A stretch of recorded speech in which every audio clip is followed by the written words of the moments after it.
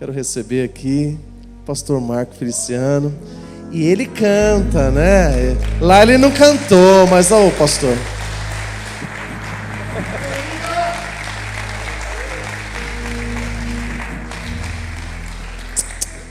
O senhor quer acabar com o meu ministério, né? É uma alegria estar aqui nessa noite com os irmãos. E por isso eu cumprimento a todos com a paz do Senhor. Eu quero aqui cumprimentar o pastor Alexandre, que eu já conheci hoje pela manhã, a pastora Viviane. Quem é a pastora? Cadê a esposa do senhor? Alguém tem que trabalhar, né, pastor? Pastor Edson. Quem é o pastor Edson? Ah, tá aqui. Pastora Genesi. Pastor Gilmar. É aquele ali. Pastor Andréa. É aquela ali que já... Ela é mais inteligente do que todos aqui.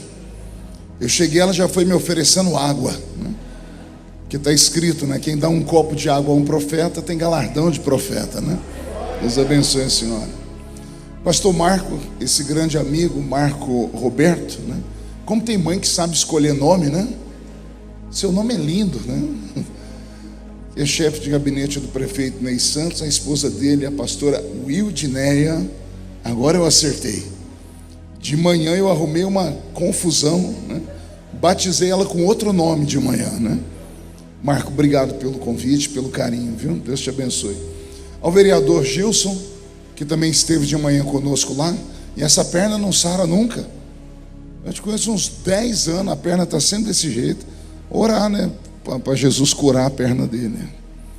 Quero cumprimentar aqui também o Renato Oliveira, o nosso querido Ney Santos, que é o nosso prefeito, amigo de longa data, Hugo Prado, que é o vice-prefeito, e a Eli Santos, que é a irmã do Ney, né? Esse trio parada dura, né? Que tem dado aqui para essa cidade tanta alegria e feito em Budas Artes viver momentos únicos e especiais. Quem está preparado para ouvir a palavra? Então fique de pé comigo e abra a sua Bíblia no livro... Segundo escreveu o evangelista Mateus.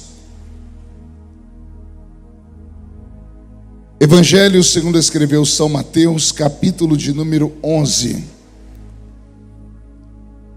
Evangelho segundo escreveu São Mateus, capítulo de número 11. Estou vendo se ali fica melhor falar do que aqui.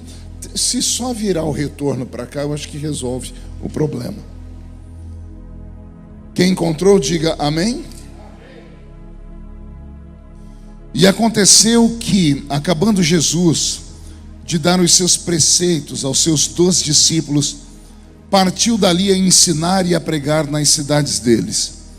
E João, ouvindo no cárcere falar dos feitos de Cristo, enviou 2 dos seus discípulos, dizendo-lhes: És tu aquele que havia de vir, ou esperamos outro? E Jesus respondendo disse-lhes: Ide e anunciai a João as coisas que vocês ouvem e veem, que aqui os cegos veem, os coxos andam, os leprosos são purificados, os surdos ouvem, os mortos são ressuscitados, e o evangelho é anunciado aos pobres. E bem-aventurado é aquele que não se escandalizar em mim. E partindo eles, começou Jesus a dizer às turbas a respeito de João: que fostes ver no deserto? Uma cana agitada pelo vento? Ou que fostes ver? Um homem ricamente vestido? Os que trajam ricamente estão nas casas dos reis. Então, pois, que fostes ver? Um profeta? Sim, vos digo eu, e muito mais do que um profeta, porque é este de quem está escrito: Eis que diante da tua face envio o meu anjo, que preparará diante de ti o teu caminho.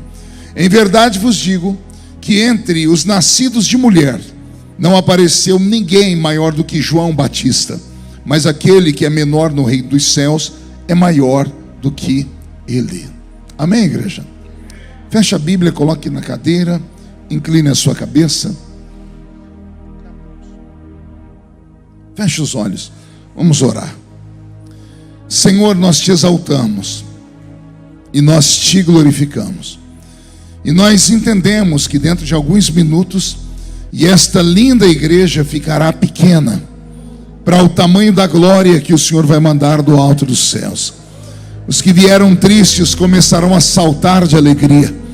Os que vieram se arrastando não voltam para casa se arrastando. Hoje voltarão voando nas asas de um novo tempo. E antes que eu comece a revelar os seus segredos, cerque esta igreja com a sua presença. E num raio de 5 quilômetros, onde houver um demônio alojado, eu dou a esses demônios segundos para sumirem de imbu, porque se não sumirem, serão queimados pelo poder da sua glória, que aqui será derramada. Rasgue os céus sobre nós. Manda anjos de fogo descerem aqui. Que estes anjos desçam trazendo brasas de fogo nas mãos. Comecem a esparramar estas brasas entre nós. E onde houver um crente cheio do Espírito Santo, pega eles nesta noite, Jesus, e fala conosco, e fica conosco. É o que eu te peço agora e sempre. E toda a igreja diz: os que podem, tomem o seu assento aplaudindo a Jesus, porque Ele é bom, porque Ele é maravilhoso. Eu só vou fazer um pedido, se puder. É só um pedido, pastor, não é ordem não. O vento está vindo bem em cima de mim, e se eu pregar do jeito que eu prego com o vento, antes do culto terminar eu não tenho mais voz. Então ou vira para o pessoal para lá, ou se puder desligar esses dois aqui, eu vou agradecer. Os irmãos vão ganhar um beijo depois. Conseguem ou não? Pronto, já vão ver, graças a Deus. Eu prometo que não vou demorar muito, até porque eu tenho ainda 400 quilômetros para correr, para chegar em casa e dar um beijo na minha esposa e ver a Aurorinha, né, que é a minha netinha. Alguém me segue aqui nas mídias sociais? Quem já viu a Aurorinha? É bonita garota, não é? Não é a cara do vovô? É a cara do vovô, né? Só os olhos que não são meus, né? Mas o restante é tudo Feliciano lá. Olha, desligou, ficou até melhor o som dentro da igreja, né? Quem pode dar um glória a Deus aí? Deixa eu ver. Eu abri a Bíblia Sagrada com os irmãos hoje no Evangelho segundo escreveu São Mateus. O capítulo 11 do Evangelho de São Mateus é um daqueles capítulos que raramente alguém vai pregar nele. Pergunte por quê. Só falo se todo mundo perguntar. Porque não é um capítulo de vitória. É um daqueles capítulos que a gente lê em dó menor. É um capítulo de angústia. É um capítulo onde, segundo a Bíblia Sagrada, nas palavras de Jesus, o maior homem nascido de mulher vai passar por uma prova tão grande, mas tão grande, que vai simplesmente destruir a fé dele. Vai acabar com a fé dele. E por isso esse texto, ele é tão perigoso e raramente alguém prega nele. Porque ao invés de jogar fé, a gente acaba levando o povo a ter uma espécie de depressão profunda. Mas eu quero caminhar com vocês aqui.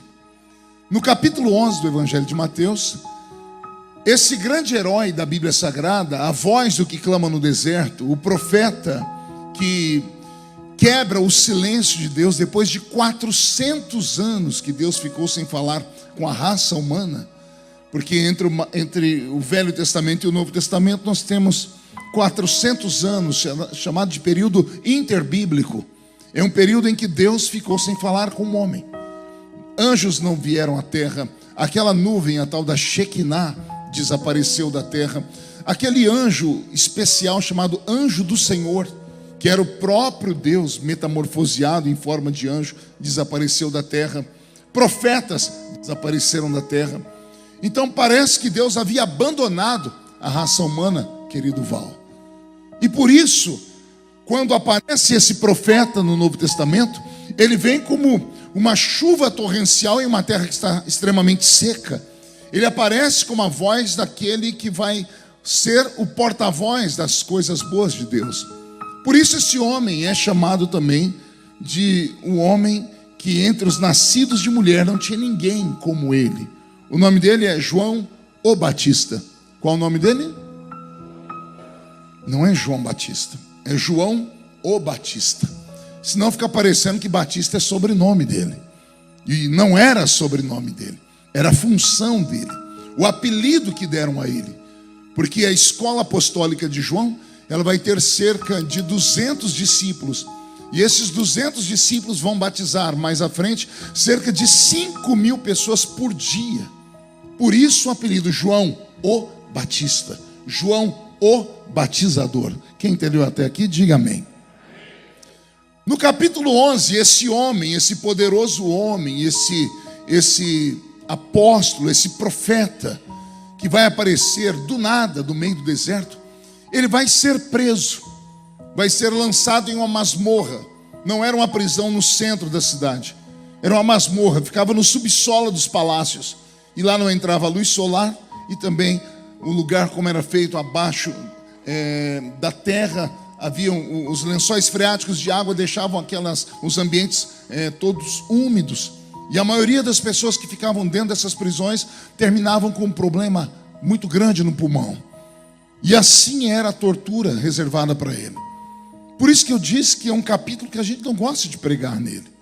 Porque nós temos aqui um homem que fez tantos feitos e ele está aprisionado.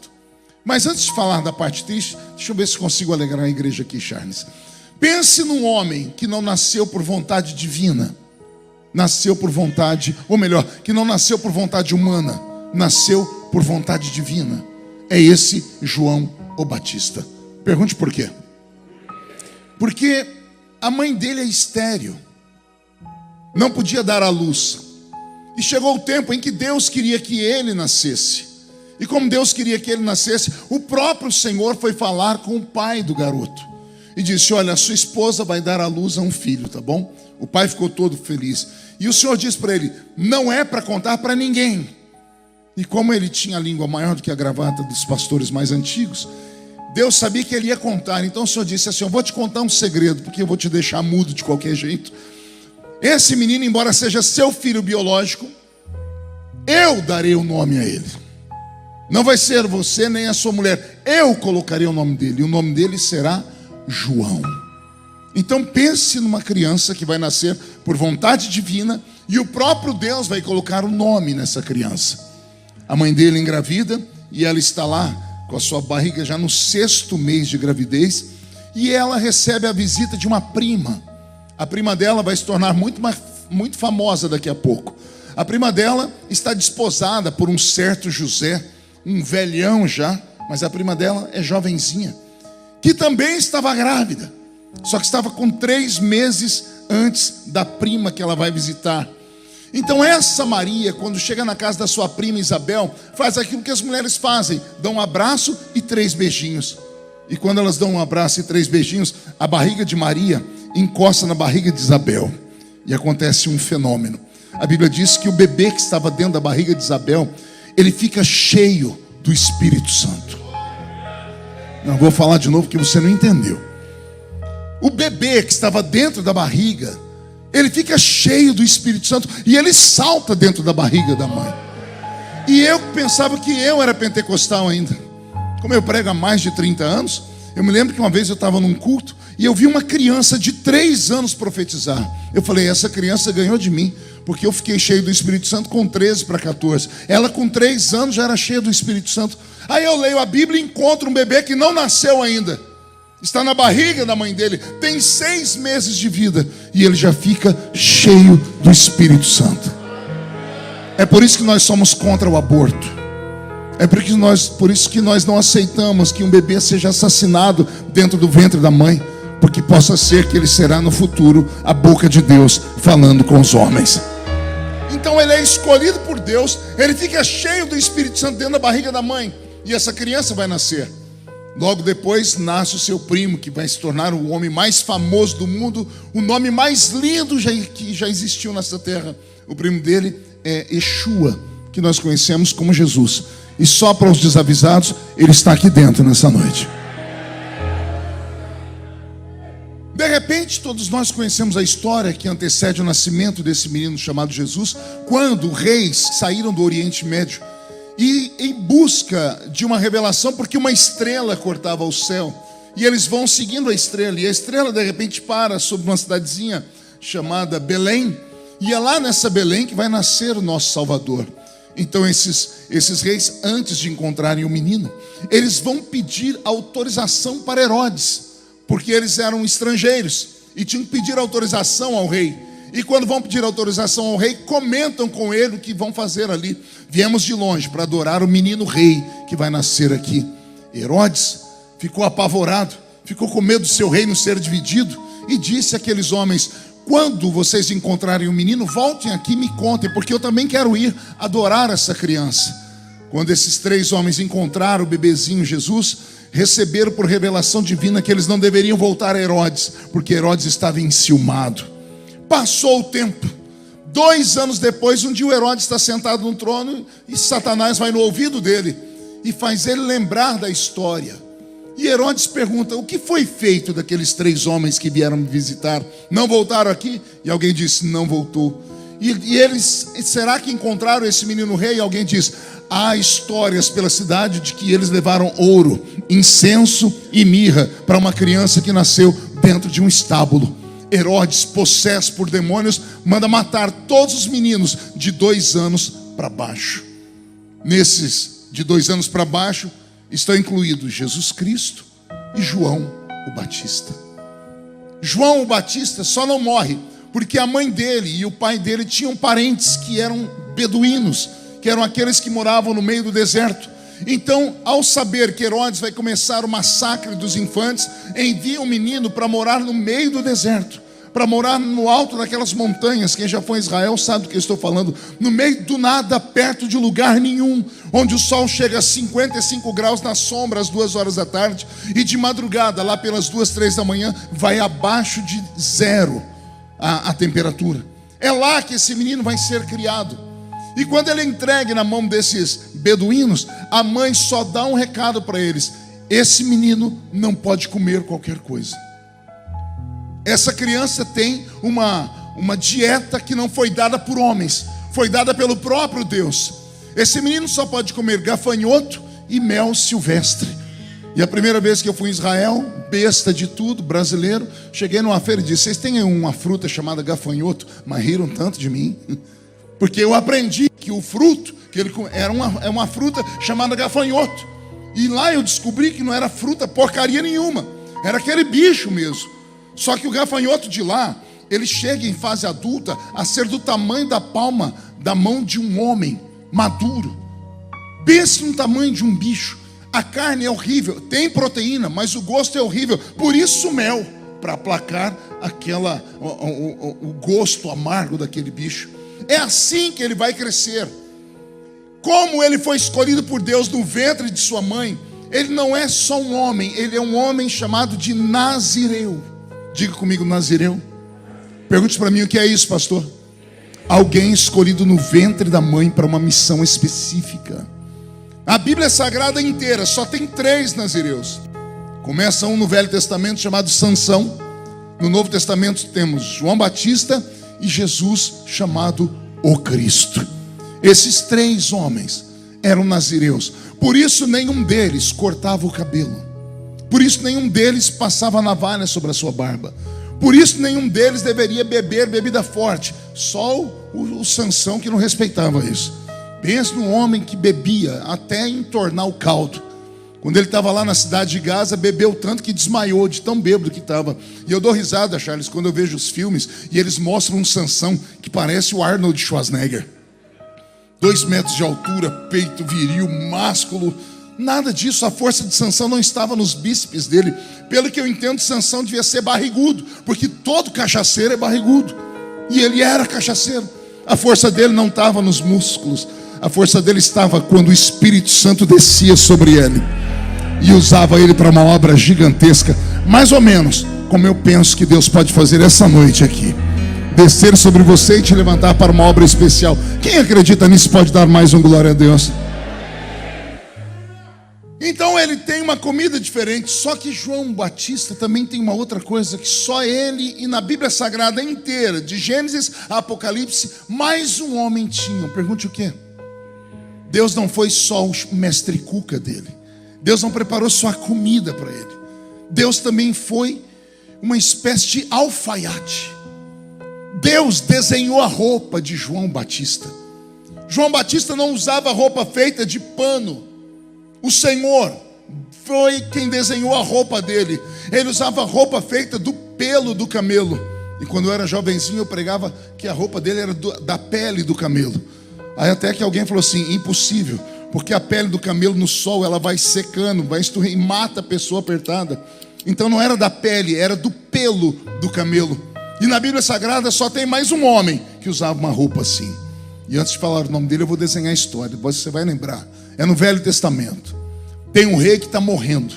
Esse rei chamou os adoradores de Baal e disse para eles: subam até Baal e perguntem se eu vou viver ou se eu vou morrer. O templo de Baal ficava no meio das montanhas, no deserto. Dava 30 dias da cidade até o templo. Os homens saíram de manhã. No finalzinho da tarde, os homens voltaram para dentro do templo, para dentro da casa do rei. Entraram no quarto. O rei apavorou e disse: mas já chegaram? Nós nem fomos. E por que vocês estão fazendo aqui? É porque no meio do caminho encontramos um homem. E daí? Esse homem parou a gente e disse assim: porventura não há Deus em Israel para que o rei o procure? Como o rei mandou vocês procurarem a Baal, voltem e digam ao rei: do leito em que ele subiu, ele não descerá, certamente morrerá. O rei sentou na cama, olhou para eles e fez a pergunta que qualquer um faria: qual é o nome desse homem? E os mensageiros disseram: a gente ficou com tanto medo dele que nós não sabemos o nome dele. Aí o rei fez uma segunda pergunta: qual era a roupa que ele estava usando? Aí os homens disseram: a roupa a gente sabe, porque só um louco usa uma roupa daquela no meio do deserto. Ele não usa roupa feita de pano, ele usa uma roupa feita do pelo do camelo. O rei deitou na cama e disse: chame o padre para dar extrema unção. Já prepara o caixão, porque ó rei, só tem um homem em Israel que usa essa roupa. O apelido dele é o Fantasma. Vocês sabiam disso? Pergunte por quê. Porque um dia, quando esse mesmo homem fez uma oração e o céu se fechou por 3 anos e meio sem chover, quando esse mesmo homem foi orar para a chuva vir, ele pediu para o assessor dele: olha no alto da montanha e vê o que tem no céu. O assessor dele voltou e diz: o céu está limpo. Volta de novo. 2, 3, 6 vezes e não tinha nada. Na 7ª vez vem o assessor dele dizendo: eis que eu vi uma nuvem do tamanho da mão de um homem. Aí o fantasma disse: fala para o rei aparelhar o carro e correr, porque vem uma tempestade aí. O rei, conhecendo esse homem, sabia que tudo que ele falava se cumpria. O rei, em uma carruagem real, puxada por pelo menos 4 cavalos árabes que corriam numa violência terrível, o rei sai da montanha e corre para o seu palácio. Aí a Bíblia diz que quando o rei entrava na cidade, quem é que está encostado na porta da cidade? O fantasma, o profeta. O profeta veio a pé e chegou primeiro do que o rei. Como isso? Vamos entender quando alguém procura ele para perseguir, para prender. O rei mandou prender esse homem, mandou 50 soldados e um capitão. O capitão chegou diante desse fantasma e disse: homem de Deus, desce tu conosco agora. E ele gritou: se eu sou homem de Deus, caia fogo sobre ti e sobre os seus 50 soldados. E 51 homens viraram churrasquinho de gato. Como eles não voltaram, o rei mandou mais 50 homens e um capitão. Esse foi arrogante e disse: desce conosco, homem de Deus. Ele disse: se eu sou homem de Deus, caia fogo e consuma você e os seus 50 soldados. Aí o rei mandou outra tropa. Aí o capitão chegou e se ajoelhou e disse: ó homem de Deus, para que não morra a mim e os meus, por favor, venha conosco à cidade. O rei está te chamando. Por causa da humildade, o fantasma levantou e disse: podem ir que eu encontro vocês. Aí o homem disse: há de ser que o senhor não fique bravo conosco, mas todo mundo sabe que o senhor não é dono de si, porque quando dizem que o senhor está aqui, vem o seu Senhor do céu e te tira daqui e te coloca ali. E se o senhor não aparecer lá, vou morrer eu e minha família. Aí o fantasma caminhou ao lado deles. O rei está deitado na cama e diz: só tem um homem que tem esse poder. O seu nome é Elias, o tisbita, o homem, o profeta do fogo. Então vejam só, somente 2 homens na Bíblia usam esse tipo de roupa feita de pelo do camelo: Elias, que é o maior profeta do Velho Testamento, e João Batista, o profeta do Novo Testamento. Quem entendeu até aqui, diga: eu entendi, pastor. Chegado o tempo dele abrir o caminho para Jesus entrar, lá vem aquele profeta entrando dentro da cidade. Mas eu quero desenhar ele para você, viu? Imagine alguém que tem o cabelo todo encaracolado, grande e meio endurecido por causa da poeira e do sol. Tem a barba sem fazer. Ao invés de usar roupa de pano, está usando uma roupa feita de pelo de animal. Como só come mel silvestre e gafanhoto, é magricelo. Quero que você imagine essa criatura andando. É ou não é um homem das cavernas? É um Neandertal. Ele tem a aparência de louco. E quando esse louco entra dentro de Jerusalém, as pessoas começam a olhar pela aparência, pela roupa, pelo cabelo, porque não pode cortar o cabelo, não pode cortar a barba, e ainda usa roupa feita do pelo de animal. Ele entra dentro da cidade e começa a pregar. Pense num pregador macio, com uma pregação doce, igual aquelas que você anda ouvindo por aí. Não importa se você é vesgo, você pode muito se parecer com Brad Pitt se entregar a sua vida para Jesus. Não era nada disso. Ele entrou na cidade gritando: arrependei-vos, porque é chegado o reino de Deus sobre a terra. As pessoas olhavam: que reino é esse? Ele dizia: raça de víboras, quem vos ensinou a fugir da ira de Deus? E com essa pregação violenta, as pessoas começaram a correr atrás dele, porque as pessoas sabiam que há muito tempo Deus não falava. E se ele pegava pesado e batia, era para se cumprir a palavra, que Deus bate e açoita aqueles a quem Ele ama. Se você estiver numa igreja e o pregador ficar extremamente bravo e começar a puxar a sua orelha, não chame ele de maluco, de desequilibrado e nem de pregador medieval. Incline a sua cabeça e comece a dizer: obrigado, Senhor, porque o Senhor ainda fala. Principalmente se doer, se ficar desconfortável, é porque Deus, além de falar, ainda te ama. Dura essas pessoas que escutam o pregador, a pregação entra por aqui, sai por aqui, e a pessoa nem se movimenta no culto. Fica o culto inteiro olhando o pregador com essa cara feia aí, ó. Parece que foi batizado num pote de vinagre. Passa a reunião inteira sendo pentecostal, mas com a boca travada. Segura aí: boca de aço, língua de ferro, queixo de concreto. Vem para uma reunião e diz que é sensível, mas os olhos ficam secos, parecendo olho de sapo que morreu no dia de enchente. Por isso que Deus às vezes tira um chicote e fala para o pregador: prega. E o pregador prega com vontade. Se isso acontecer, ao invés de ficar triste, falar: eu vou sair da igreja, erga a mão para o céu e diz: Jesus ainda ama a sua igreja e Ele ainda fala conosco. Posso ouvir um glória a Deus por esta palavra? Maravilha. Esse é o profeta João Batista. Não bastasse ele pregar para as multidões, as pessoas gostavam de ouvi-lo, mesmo sendo um homem tão insensível. Para alguns, não tinha gentileza nele. Conta a história que um dia o rei Herodes inventou essa história de governo populista. Foi Herodes que inventou essa história do governante, ao invés de falar só com o alto clero da sua cidade, com os nobres, resolve conversar com a plebe. Herodes mandou construir na frente do palácio dele uma antessala. E todas as quartas-feiras, às 2 da tarde, a tradição diz que ele abria a porta dessa antessala para receber os pobres que precisavam de algum tipo de benefício. E as pessoas faziam fila para estar ao lado de Herodes. Herodes se arrumava porque ele era muito narcisista, perguntava para as pessoas se ele estava bem, porque ele tinha que parecer para aqueles homens não um homem, mas um Deus.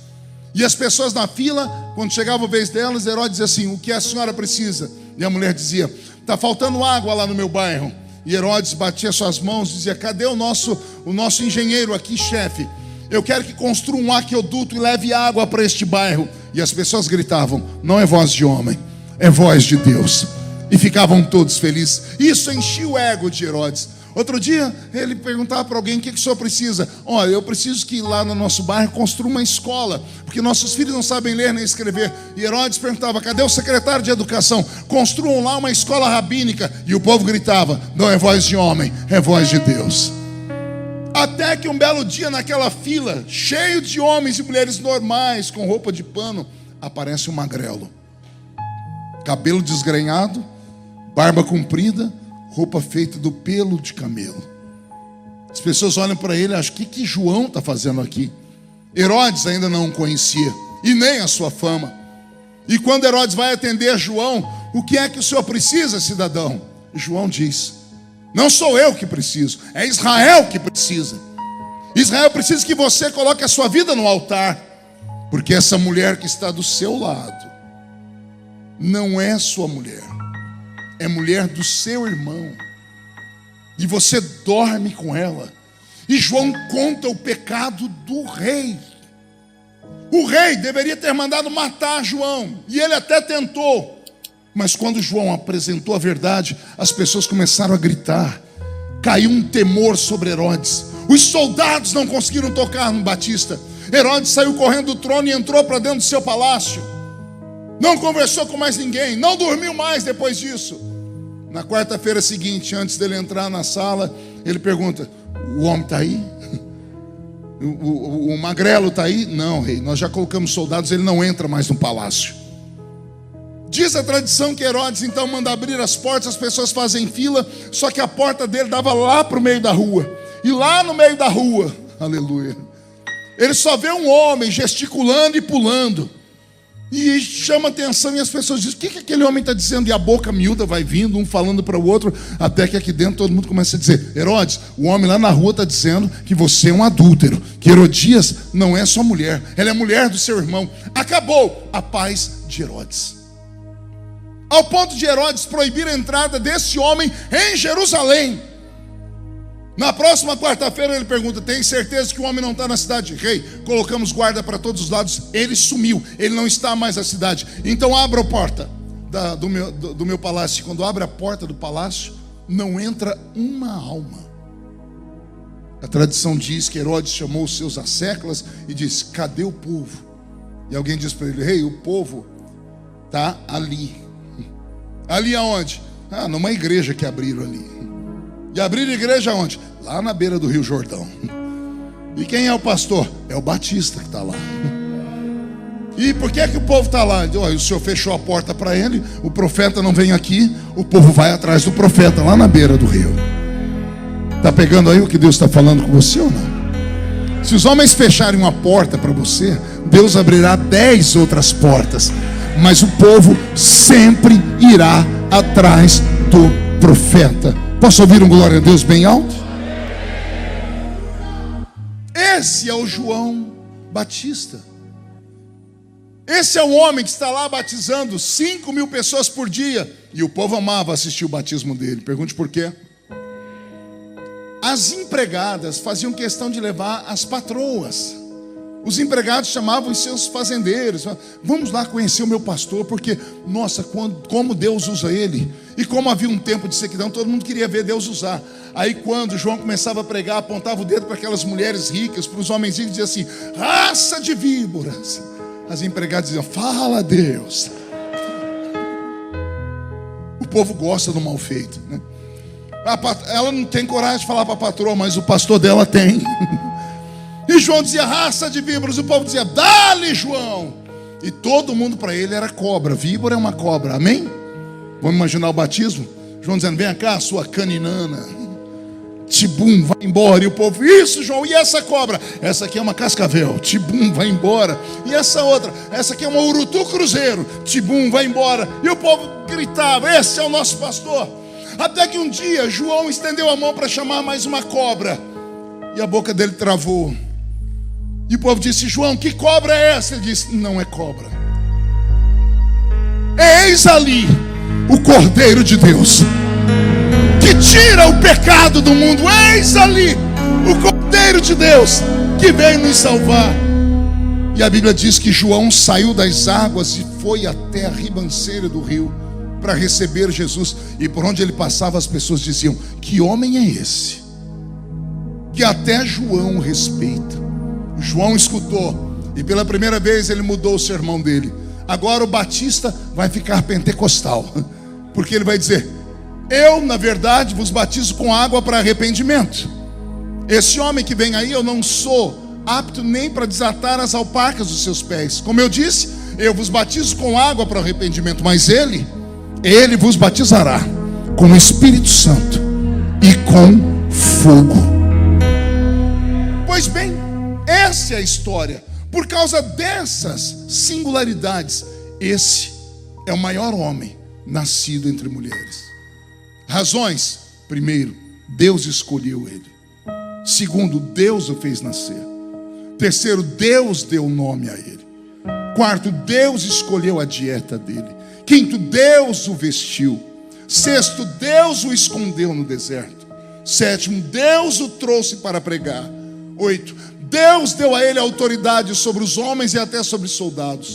9, Deus deu a ele autoridade para colocar o dedo no nariz do homem mais importante do seu povo, no seu tempo. 10, Deus deu a ele o poder de convencer as multidões a se arrepender dos seus pecados. Isso é ou não é razão suficiente para ele ser chamado do maior homem nascido entre mulheres? Sim ou não? Então, uma salva de palmas para o nosso irmão João Batista. Pois bem,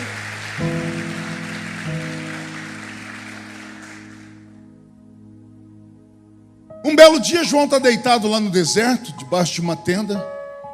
Ele deve ter sentido a terra tremer, porque quando os soldados vêm, eles vêm marchando. E quando ele sai da tenda, ele olha guardas pretorianos. Não um, não dois. Um séquito de guardas. Esses guardas estão com medo, porque sabem que João não é normal. As histórias é que, como ele é um profeta de fogo, igual Elias, por causa da roupa, eles têm medo dele orar e cair fogo. Mas esses soldados não têm outra opção. Se não obedecem Herodes, morrem pela espada de Herodes. Então eles têm uma chance de ir falar com Batista. E quando eles chegam para falar com Batista, do nada a coragem deles aumenta. Até que um soldado põe a mão no Batista. E quando põe a mão no Batista, todo mundo espera que aquele soldado fosse fulminado. E não acontece nada com o soldado. Alguém amarra as mãos de João. E não acontece nada com quem amarra as mãos de João. Alguém está em cima de um cavalo e começa a arrastar João. E o cavalo continua normal. E de repente os soldados estão conversando. Por que nós tínhamos medo dele? O que aconteceu? Porque da outra vez que nós o vimos, nós tínhamos medo dele, porque a multidão respeitava esse homem. Mas agora, ele parece só mais um. Isso é a mente dos soldados. Você pode conseguir tentar imaginar o que passa na mente de João? Deus tem um propósito nisso. Se ele deixou me prender, é porque ele tem um propósito dentro daquela prisão. Vai acontecer um reboliço lá. Vai haver um avivamento. O Senhor vai me usar para salvar a casa de Herodes inteira. Porque a gente só pensa up, para cima. Levam ele para a prisão. E quando a prisão abre, quando abre uma daquelas celas, lá dentro estão bandidos, estupradores. Lá dentro estão ladrões. A pior raça da sociedade está lá dentro. E quando esse homem entra dentro da cela, todos os soldados, todos os presos devem ter encostado na parede, porque a roupa dele o denunciava. É a roupa do pelo do camelo. É o homem magrelo, cabelo comprido. É o profeta. E ninguém tem mais medo de profeta do que pecadores com P maiúsculo. Os presos estão vendo um homem de Deus entrar dentro da prisão e diz: ele, se orar, vai cair fogo e vai matar a gente. As pessoas respeitam ele. João entra de peito estufado. Ele olha para a prisão e diz: Deus tem algo comigo aqui dentro. As pessoas nem cumprimentam ele. Por algumas horas ficam só olhando. A respiração deles está ofegante. E esse João senta num canto. E ele espera que um anjo venha visitá-lo. Ele espera um milagre extraordinário. Ele espera uma nuvem. Ele espera sei lá o quê. Porque é isso que acontece quando nós somos testados. Nós queremos que Deus interfira e acabe com o nosso sofrimento. Só que vira o dia e nada acontece. Então João usa as armas do crente. Creio eu que ele jejuou, Charles, o primeiro dia. O jejum vai fazer Deus descer aqui e me livrar. Todo mundo come, mesmo que lavagem, porque é isso que presos naquela época comiam. João não come nada. Segundo dia de jejum, João também não come nada. Terceiro dia de jejum, João não come nada. E de repente João começa a sentir as necessidades de um ser humano normal. João precisa fazer xixi. João precisa aliviar o seu ventre. E o profeta do Deus vivo, agora tem que fazer as necessidades perto de outro preso. E os presos começam a dizer um para o outro: ele é de carne e osso. Ele não é nada daquilo que as pessoas falavam.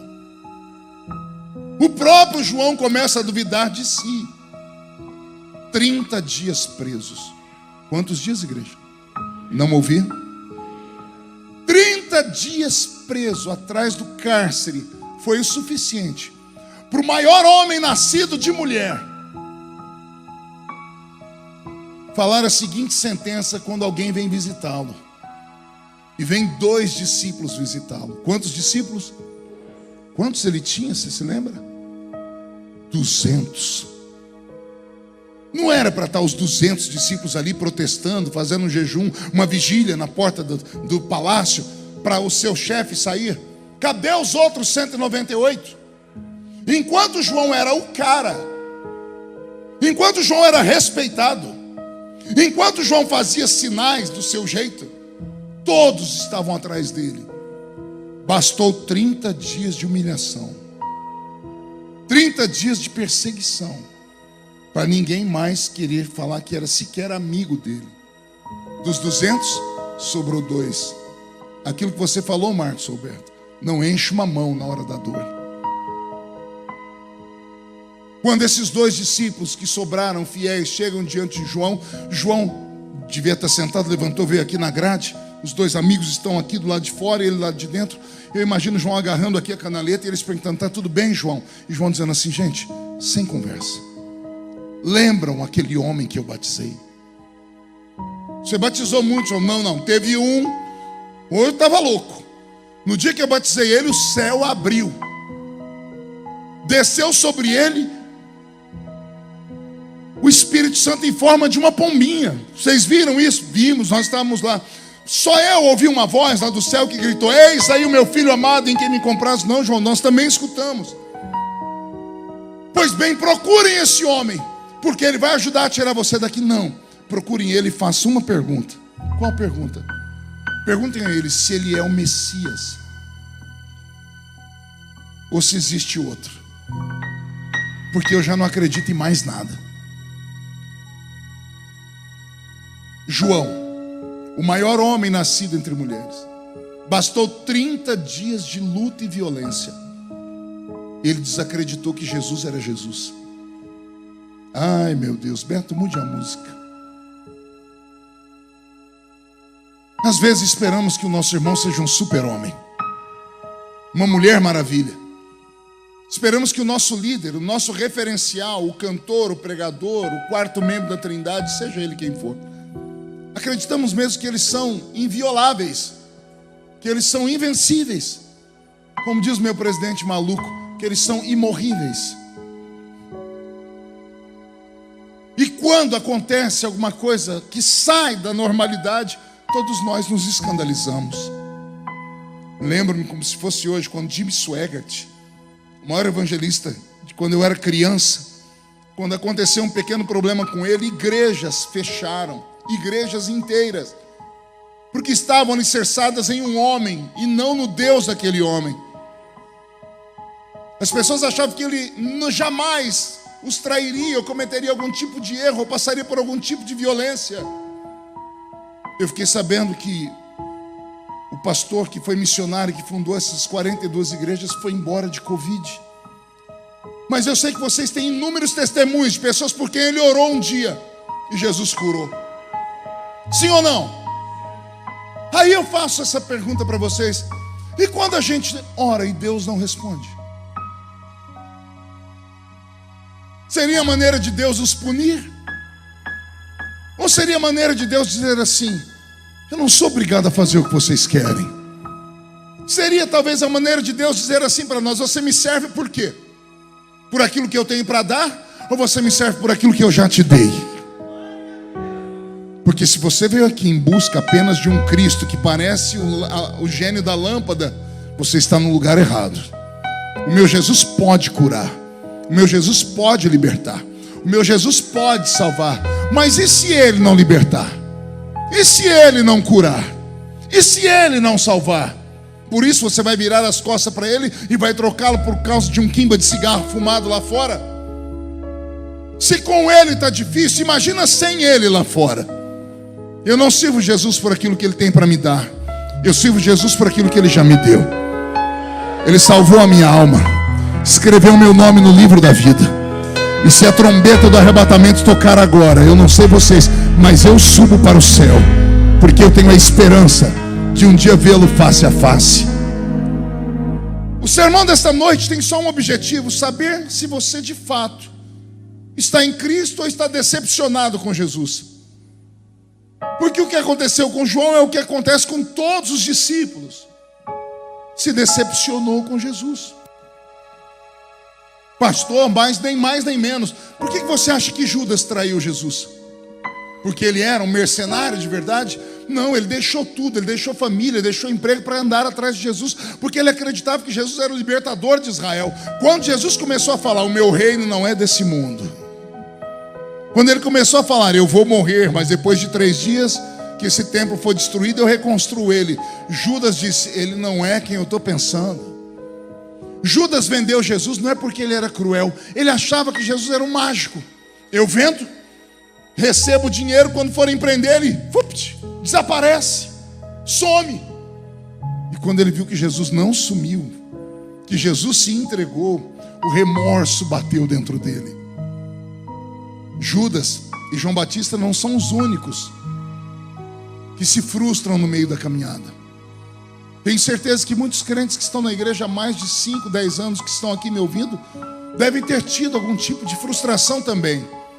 E às vezes a pessoa vem para o culto e ela não dá glória a Deus e deixa o pregador pentecostal irritado, mas o pregador também tem que entender que tem gente que não dá glória a Deus não é porque não quer, é porque não pode, é porque não está em condições. Dar glória a Deus quando a casa está de pé, amém. Quando o carro tem combustível, amém. Quando o filho tem saúde, quando o casamento está perfeito, amém. Quero ver dar glória a Deus quando o teto desaba em cima da sua cabeça, quando o chão abre debaixo dos seus pés, quando aqueles que deveriam te proteger abusam de você, quando a igreja que deveria te entender dá um jeito de te expulsar lá de dentro, porque você não faz parte daquele grupo tão perfeito. Aí eu quero ver você dar glória a Deus. Dar glória a Deus enquanto você tem 10 filhos bonitos, rechonchudos e ricos, é fácil. Quero ver você pegar na alça do caixão dos 10 filhos e marchar para o cemitério e olhar para o céu e dizer, Deus deu, Deus levou, bendito seja o nome do Senhor. Adorar a Deus quando a esposa te ama é muito fácil. Quero ver adorar a Deus quando ela diz assim para você, ó, amaldiçoa o teu Deus e morre. Ter amigos enquanto você está na bonança e eles só te elogiarem é muito fácil. Quero ver você ver os seus amigos dizer assim, confessa, você tem um pecadinho escondido aí. Quero ver você arrumar força para ir orar por eles. E quem conhece a Bíblia sabe que eu estou citando Jó. Quero ver você olhar para a vida e falar assim, eu perdi tudo. E olhar para o chão e pegar um caco de telha, porque é só o que sobra. E você levantar o caco de telha para o céu como se estivesse levantando o Oscar da vida e dizer, eu sei que o meu Redentor vive. E em breve vai se levantar de alguma forma para me socorrer. Não é fácil adorar a Deus quando está tudo ruim. Talvez seja por isso que você esteja em silêncio. Já estou vendo muita gente chorar. Eu não tenho respostas para você. Não tenho resposta porque seu filho se foi, porque seu pai se foi, porque sua mãe se foi. E quem perde sempre diz, não era a hora deles irem, foram cedo demais. Eu não tenho resposta porque uma tragédia acontece com a gente. Não tenho resposta para tudo. Mas eu sou obrigado a acreditar no que está escrito, que tudo na vida do crente, ou Deus manda, ou Deus permite. Vou falar de novo, tudo que você está passando, ou Deus mandou, ou Deus permitiu. Eu não posso acreditar que o diabo achou mesmo a brecha e está fazendo você beijar a lona, está fazendo você se tornar um lixo humano, está fazendo você sentir o verme do carrapato. Eu não posso acreditar que o diabo tem esse poder sobre a minha vida e sobre a sua, por pior crente que sejamos. Por pior crente que sejamos, nós cremos que Jesus é o Salvador. E eu sou obrigado a dizer, para ver se eu te levanto, o pior crente aqui dentro, o mais sujo entre eles, é mais poderoso do que qualquer ímpio lá fora, de pé, com a sua envergadura e a sua riqueza. Vou falar de novo. O crente mais fraco aqui é capaz de agarrar o diabo pelo chifre e esfregar o focinho dele no chão, porque ele sabe que o Redentor dele vive.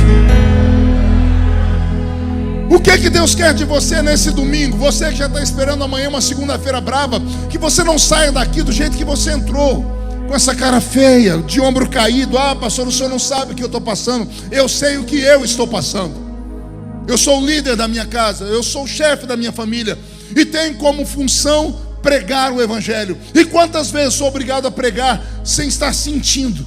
Quantas vezes sou obrigado a pregar porque é a minha missão, e estou pregando algo que eu preciso, e às vezes Deus não me ouve. Mas eu não sou dono dos milagres. O dono dos milagres está lá em cima. Cumpre a mim acreditar, cumpre a você receber, cumpre a você quebrar o silêncio nesta noite e dizer: eu continuo te amando, Jesus, ainda que tudo esteja dando errado. Será que alguém tem coragem de dar esse grito de glória a Deus aqui e adorá-lo?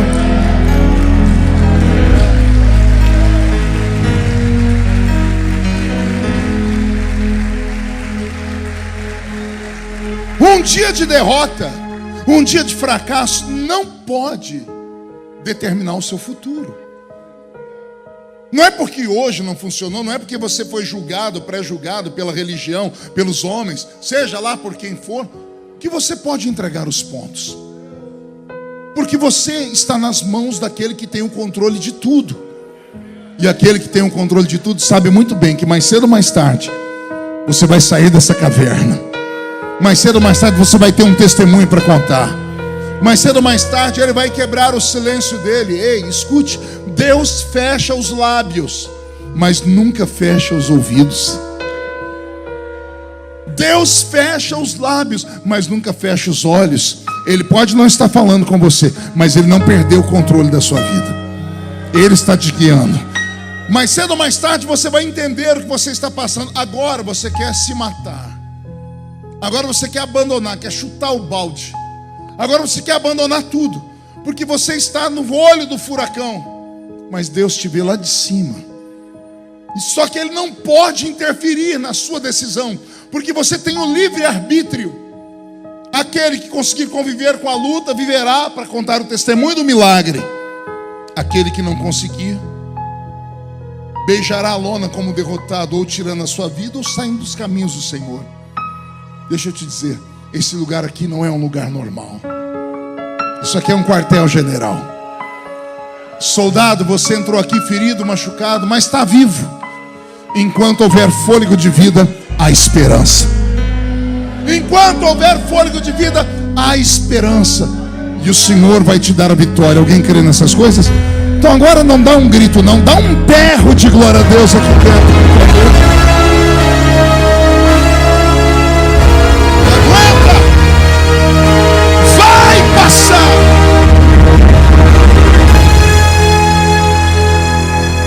Vai passar.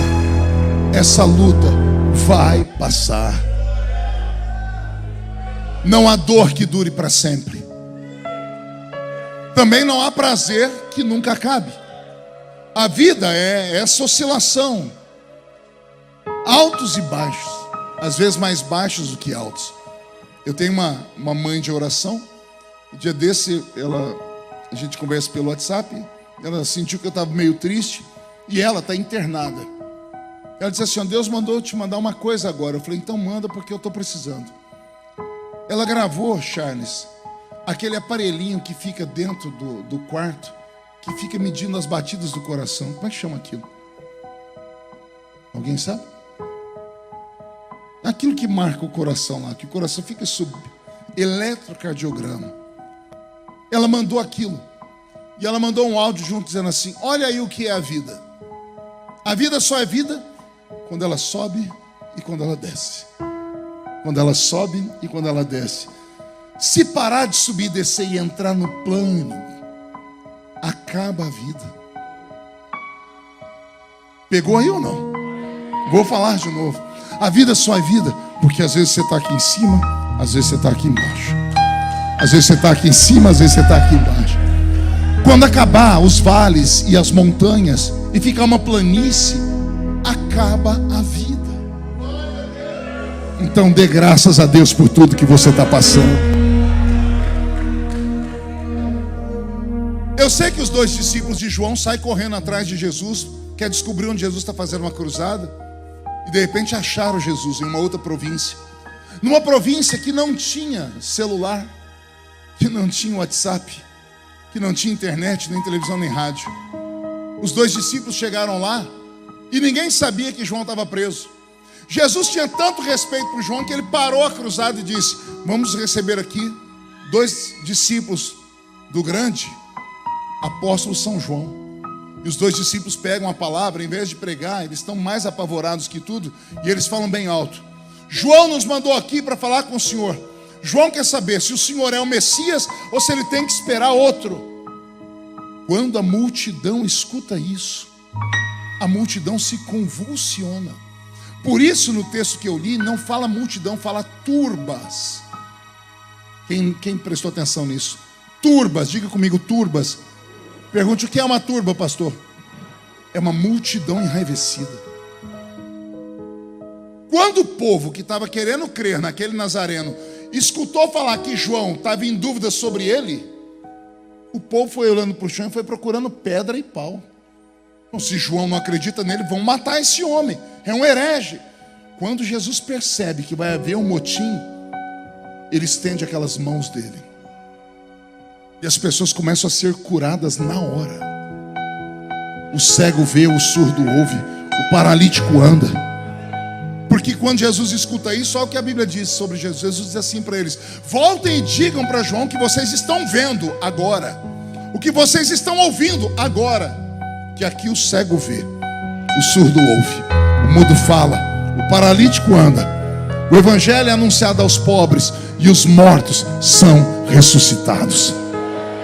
Se Jesus não faz aquele milagre naquela hora, ele seria linchado. Agora acontece a parte mais engraçada. Pergunte qual? Quando o povo começa a ver os milagres, quem estava com a pedra põe a mão para trás e solta a pedra aqui. O povo começa a soltar as pedras, aí começa a boca miúda um dizer para o outro: João, eu fiquei sabendo. Como assim? Onde tem fumaça tem fogo. Foi preso? É porque tem pecado. O anjo não deixa ninguém ser preso. Se está com a vida no altar, não vai ficar doente. Se está sendo dizimista, não vai ficar desempregado. O povo começa a murmurar de João. Olha só, o povo ia matar Jesus por causa de João. Quando viram Jesus fazer milagres, instantaneamente pararam de acreditar em João. Povo é povo. Aquele que se ilude com os aplausos do povo está fadado a terminar os seus dias mal. Porque o mesmo povo que grita Hosana, bendito é o que entra aqui em Jerusalém em nome do Senhor, é o mesmo povo que vai gritar: crucifica-o, crucifica-o. Por isso não espere nada da horizontal, espere da vertical. Não confie nos homens, confie no Deus dos homens, porque é Ele quem te chamou, é Ele quem vai cuidar de você. Posso ouvir um amém? Os discípulos de João saem esbaforidos e alegres e correm para contar para João. Jesus olhou a multidão. Olha o que Jesus vai falar para eles agora. Ei, quando vocês foram ver João, o que vocês esperavam ver? Um homem bem vestido? Os bem vestidos estão nos palácios dos reis. O que vocês foram ver? Uma cana do deserto? Algumas traduções diz caniço do deserto. Diga comigo, caniço do deserto. Jesus. Era a maneira de Jesus falar. Ele não era um homem rico. Ele era só um caniço do deserto. Eu fui em Israel e vi o caniço do deserto. O caniço do deserto é parecido com o nosso bambu aqui do Brasil. Quem já viu bambu? Quem já viu uma toceira de bambu? O caniço do deserto nasce em toceira também, ou seja, uma raiz só, que ela vai engruvinhando uma na outra, não tem quem tira, e vai nascendo os bambus. O bambu tem uma habilidade que é só dele. Vem um vento forte, quando bate no bambu, o bambu até grita. O bambu vai sendo envergado até encostar no chão, sim ou não? Mas quando ele encosta no chão, alguém diz: quebrou o bambu. Não quebrou o bambu. O vento passa, olha o bambu ficando em pé de novo. Amém? Só que João não é um bambu, é um caniço do deserto. Pergunte por quê, pastor? Porque o caniço do deserto sofre 1000 vezes mais que um bambu. Porque quando o vento vem, não vem só vento, vem vento com areia. O bambu do deserto, o caniço do deserto, quando dá uma tempestade de areia, ele é esfolado vivo. Ele é jateado. Alguém já viu vidro jateado? Por que o vidro fica, ele não é mais transparente? Porque ele recebeu um bombardeio de areia. A areia bateu tão pesada nele que foi arrancando pedaço. Se arranca pedaço de vidro, imagina um pedaço de pau. O caniço do deserto nasce num lugar improvável, sobrevive pelo improvável. E quando o vento vem, além de derrubá-lo, vai arrancando pedaços dele. Só que acontece uma coisa pior do que derrubá-lo e arrancar pedaços. Pergunte o quê?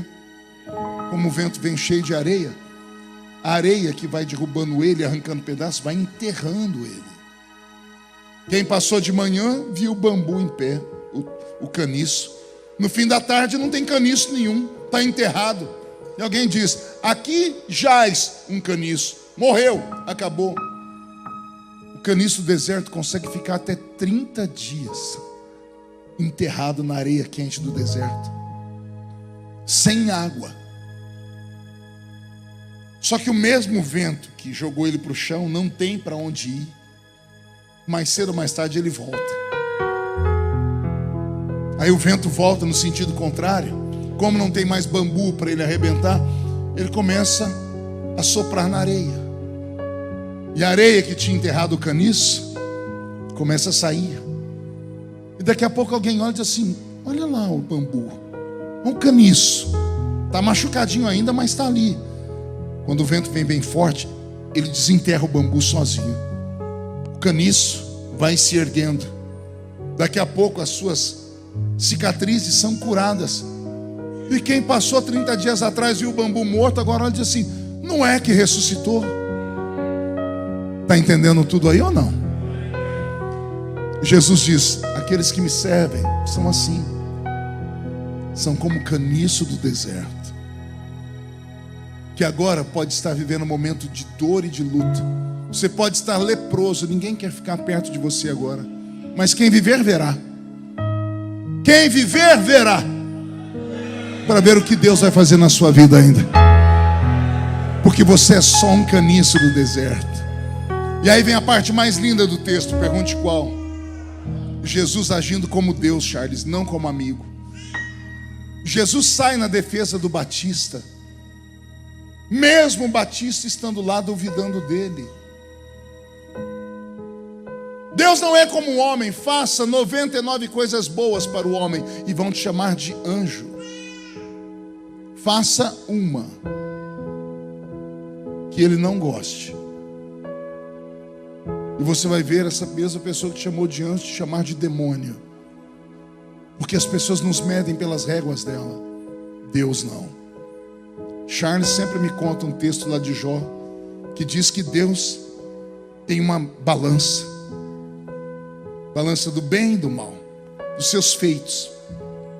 Deus sabe que você nem sempre vai estar grande, importante. O que Deus espera não é 100% de vitória, é que pelo menos as práticas boas sejam mais pesadas do que as práticas ruins, porque Deus não é injusto. Jesus sabe que João não acreditou nele. Olha o que Jesus diz: entre os nascidos de mulher não tem ninguém igual a ele. Ele pode estar preso, pode não estar mais acreditando em mim, mas eu reconheço o que ele já fez. Há uma folha de serviço prestada, e isso tem peso diante do reino. Às vezes a igreja não reconhece isso, mas o seu Deus reconhece isso. O Senhor me trouxe hoje aqui só para te dizer: João, aguenta. Há um tempo determinado para tudo debaixo do sol.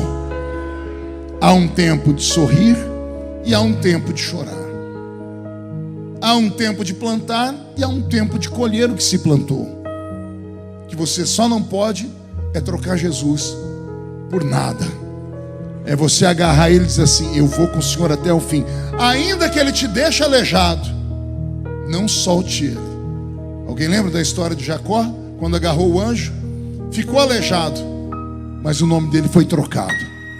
Não sou mais Jacó, sou Israel, sou príncipe, porque lutei com os homens e lutei com Deus, e eu permaneci de pé.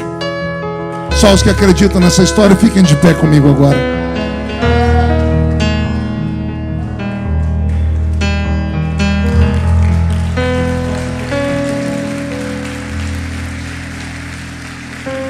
Feche seus olhos. Eu quero fazer uma oração aqui, somente uma. Eu queria aqui na frente desse altar só homens e mulheres que já não aguentam mais. Estão dizendo a si mesmo: hoje é meu último culto. Que vieram aqui, esconderam sua tristeza atrás das máscaras. As pessoas pensam que você está bem, mas você deixou um inferno lá na sua casa. Você está sendo testado, provado. Você perdeu tudo. E você falou: Deus, fala comigo. Incline a sua cabeça. Se você tiver coragem de sair do seu lugar e vir perto de mim, eu vou orar por você. Eu não tenho milagre para te dar. Eu não sei se o milagre vai chegar hoje, mas eu posso colocar o meu ombro debaixo do seu. E eu quero orar para Jesus te ajudar a carregar a sua cruz. Vem. Meu orgulho me tirou do jardim. Vem.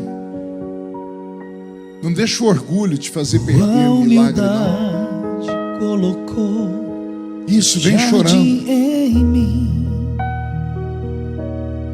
Se eu isso. vendesse tudo Aleluia. que tenho, vem. em troca do amor, eu falharia. Não sai da presença de Deus, não. Ah, Jesus. Pois o amor vem acreditar. Não se compra, nem se merece. O amor se ganha, de graça o recebe. Eu quero conhecer Jesus. Eu quero conhecer Jesus. Conhece esse louvor? Quero conhecer Jesus. Pode chorar. Quero conhecer Jesus,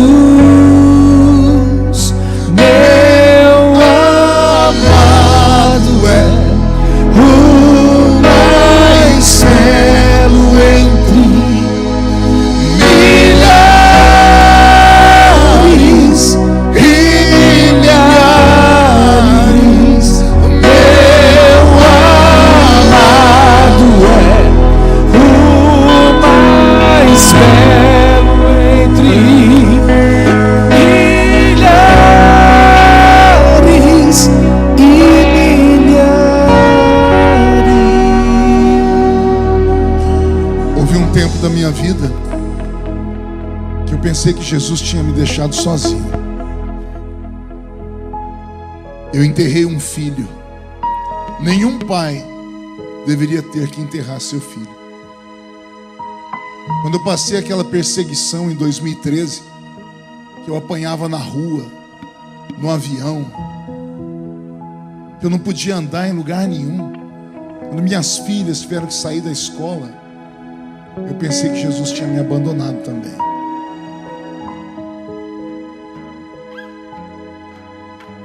Quando fui caluniado, e tudo comigo vai parar no Jornal Nacional, E eu pensei, perdi tudo.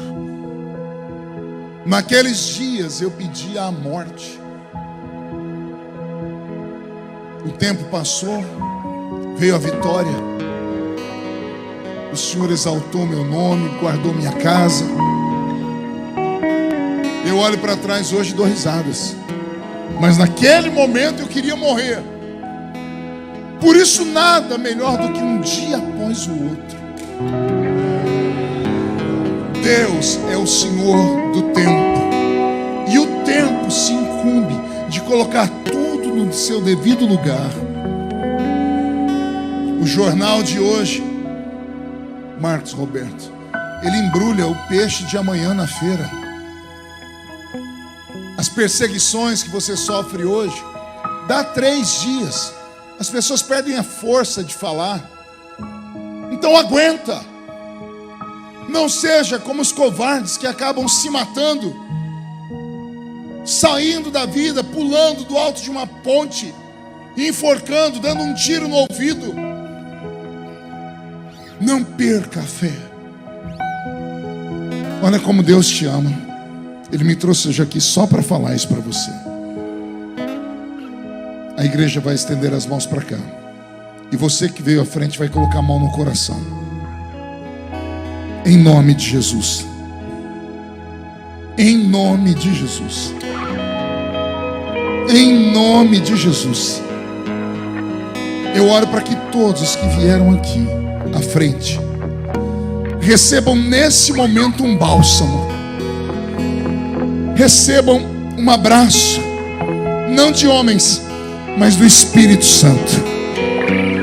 Que o peso na mente comece a sair. Que o coração apertado comece a desapertar.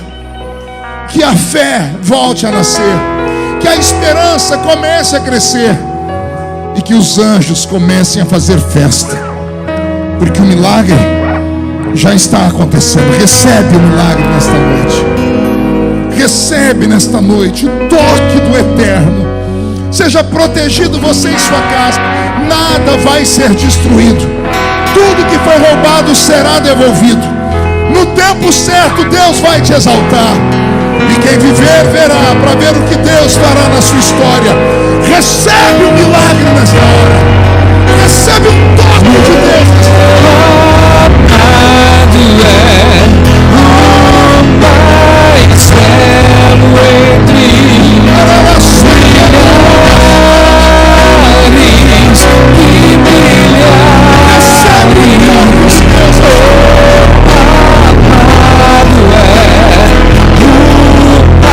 mais belo entre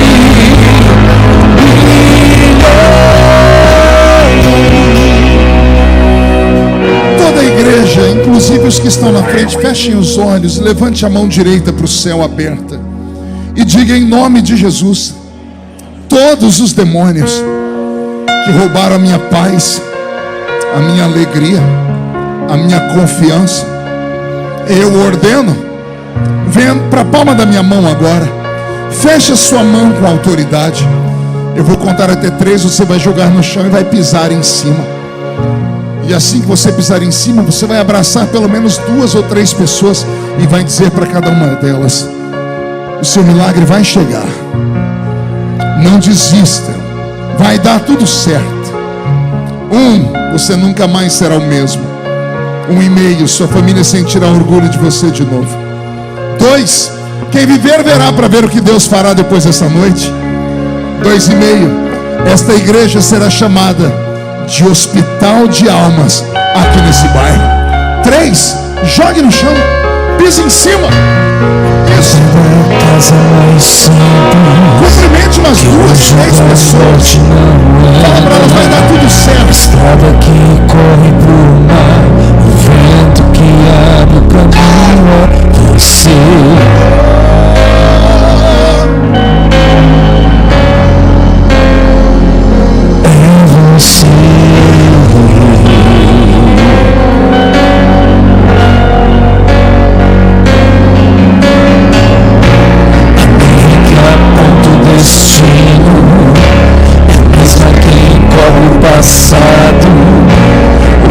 sacia a fome, a rocha que ata minha sede é você.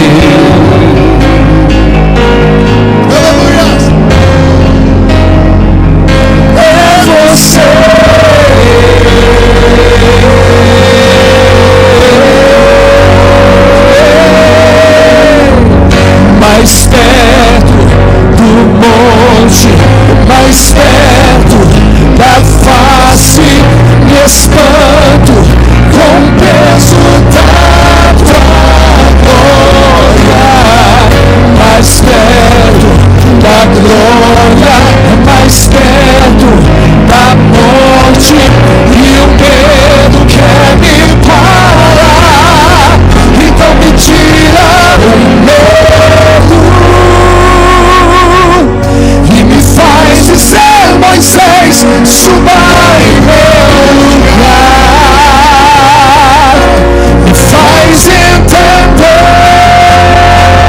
que a tempestade é você, chuva forte é você, o vento forte é você, e que me faz tremer as pernas. A porta aberta é você, mas a fechar é você, é tudo sobre você. Mais perto do monte, mais perto da face, me espanto com o peso da glória.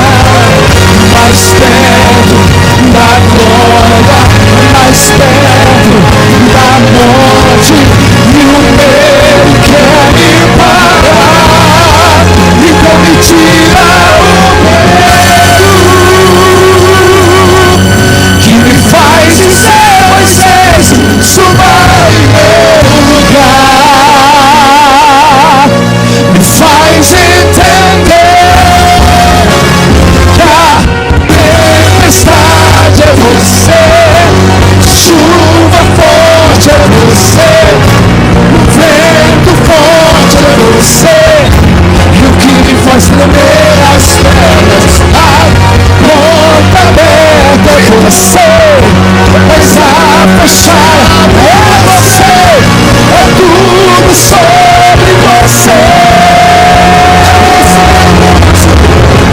Eu vou subir no monte que muitos desistiram, e vou ficar lá até te encontrar. Eu vou entrar na casa e vou fazer morada, e vou ficar lá até te encontrar.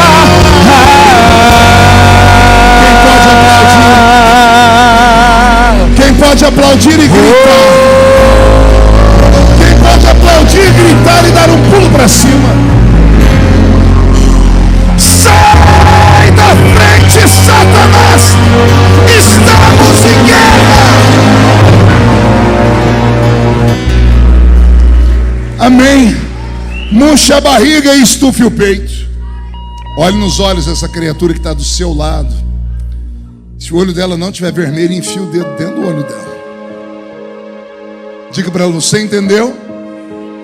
Diga: aguenta o tranco. O céu é logo ali. Vai dar tudo certo. Ei, nada na sua vida está fora do controle. Tudo que você está passando, pense em tudo, tudo está exatamente como tinha que estar. Eu vou te provar na Bíblia. Salmos 139. Olha que versículo maluco eu encontrei na Bíblia. Salmos 139, versículo 16. Os teus olhos viram meu corpo ainda informe. Ou seja, o escritor está dizendo: antes do meu corpo ser um corpo, porque ele não tinha forma de corpo, o Senhor já me conhecia. E no teu livro, todas estas coisas foram escritas as quais em continuação foram formadas, quando nem ainda uma delas havia. Os teus olhos viram o meu corpo ainda informe, e no teu livro todas essas coisas foram escritas, as quais em continuação foram formadas, quando nenhuma delas havia. Sabe o que o salmista está dizendo? Não tem como fugir. O que você está vivendo agora já estava escrito. É você que tem que passar. Não dá para terceirizar a vida. E se você está passando, é porque você aguenta. Deus não dá uma luta maior do que aquela que o crente pode passar.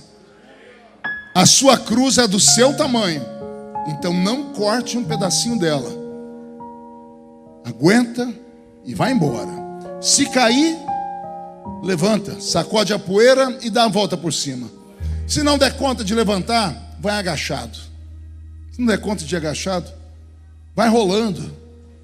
Quando acabar a força, se você não aguentar mais rolar, para de barriga para baixo, porque aí Deus vai fazer uma cirurgia nas suas costas e vai plantar 2 asas aí. Aí você não vai correr mais, você vai voar. Quem acredita, diga eu creio. Deus abençoe a todos vocês. Meu pastor, o microfone é seu.